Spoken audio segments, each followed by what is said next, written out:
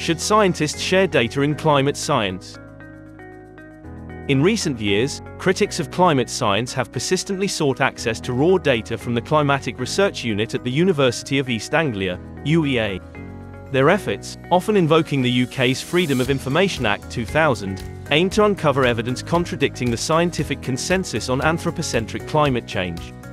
Climate scientists, viewing these requests as a campaign to waste their time and undermine their research unfairly, became increasingly skeptical. Once the correspondence between scientists was made public, critics cited selected messages in order to support their claims of a conspiracy among climate scientists to hinder data access and prevent external scrutiny of their work.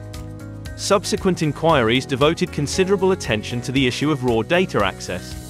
Several reports highlighted climate scientists' reluctance to release data into the public domain and emphasized the importance of sharing scientific data with fellow researchers and the general public.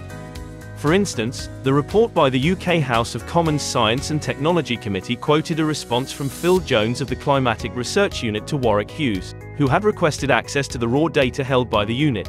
Even if the World Meteorological Organization agrees, I will still not pass on the data. We have 25 or so years invested in the work. Why should I make the data available to you, when your aim is to try and find something wrong with it? The report critically remarked that this response appeared unreasonable and stated that transparency and full disclosure of data and methods are fundamental to scientific integrity. Further arguments put forth by Jones and his colleagues included assertions that releasing all the data was unnecessary and impractical.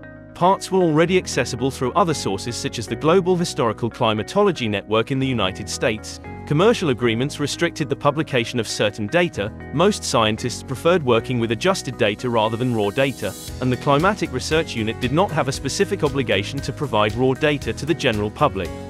While the committee appeared to acknowledge some of these points and sympathized with Jones' frustration in handling data requests driven by motives to undermine his work, the report concluded that the Climatic Research Unit should have been more transparent with the raw data and followed a more open approach to data availability.